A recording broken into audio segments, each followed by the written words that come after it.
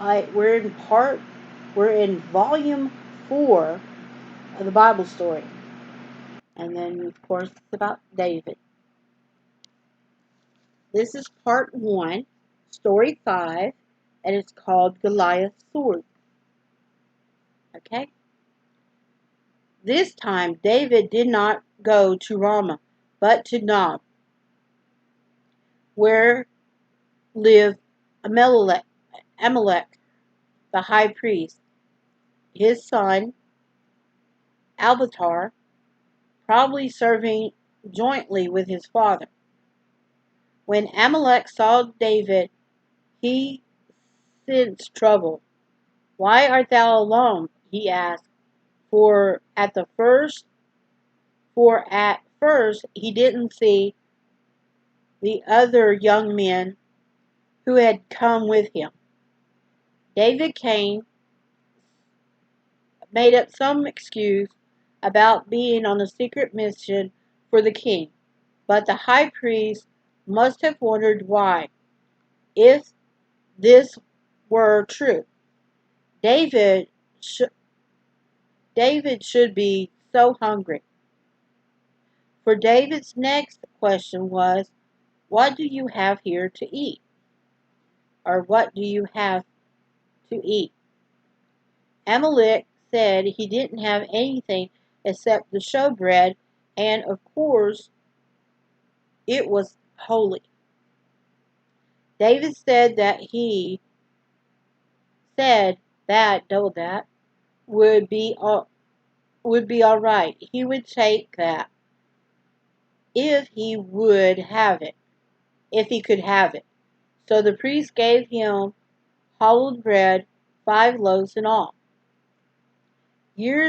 Long years afterwards, Jesus told this story to the Jewish leaders in his day, when the Pharisees were finding fault with his disciples for picking ears of corn on the Sabbath. He said to them, "Have ye never read what David did when he had need and was a and was and hungered, he and they that were with him? Now he went into the house of God in the days of Abiathar the high priest, and did eat the showbread, which is not lawful to eat but for the priest, and gave so to them which were with him." From this Jesus drew a lesson that the Sabbath was made for man, and not man for the Sabbath. Mark 2:25-28. When David had eaten, he made another strange request to the high priest. Was there a sword or spear anywhere about that he could have? Amalek looked at him in amazement.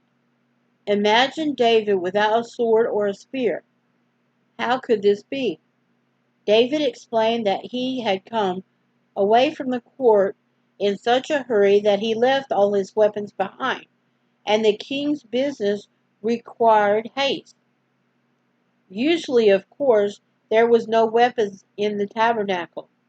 "But," said Amalek, "it so happened that there was the sword of Goliath the Philistine, whom thou slew in the valley of," and then it's got a picture of David eating the bread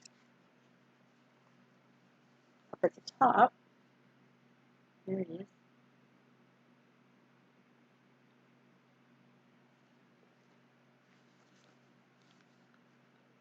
"Whom thou slewest in the valley of Elah. Behold, it is here wrapped in a cloth behind the ephod. If thou wilt take that, take it." David was delighted. There is none like that," he said. Give it to me." Taking the great sword from the priest, he hurried off to the city of Gath and took refuge there. Sad to say, one of Saul's servants had been in the tabernacle at the same time as David, and had seen and heard everything. His name was Doeg, Doeg, Dodge, the Emirite, the chiefest of herdsmen that belonged to Saul. This man ran as fast as he could to the king and told him that Abimelech, give me a name, Abimelech, Abimelech gave David some of the showbread and the sword of Goliath. Greatly angered, the king sent for all the priests of Nab and accused them of plotting against him. Ahimelech was shocked. He did not know that there was any trouble between Saul and David, and he told the king so.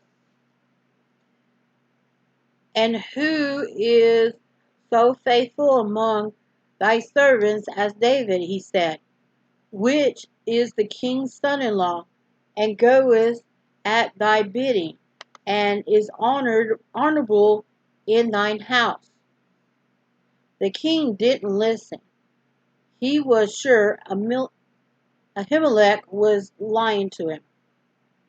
"Thou shalt surely die, Ahimelech," he said sternly, "thou and all thy father's house." Without another word, he ordered the guards to kill Ahimelech and all the priests that were with him. But the guard refused to obey. They would not put forth their hand to fall upon the priests of the Lord. So the angry king turned to Doeg, Doeg, and told him to do the wicked thing. Being an Emirite, Doeg didn't care that these men were priests of the Lord, so he slew them. Then he went to Nob and killed all their women and their children. Fortunately, Abiathar escaped. He fled to where David was hiding. You can imagine how David felt when he heard the news. He was terribly sorry. "I knew it," he said, "that day when Doeg the Emirite was there, that he would surely tell Saul. I have I have occasioned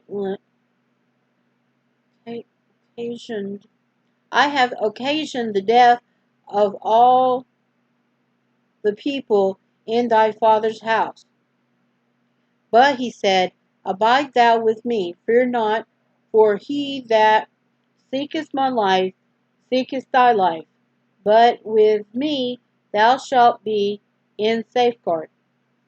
So the two men stayed together, trusting God to watch over them and to work everything out right for them in his own good time. And then, of course, it has a picture of him receiving the sword, Goliath's sword, and the guy going to tell. So there's the illustration. Okay. And let me see. Yep, that was story 5.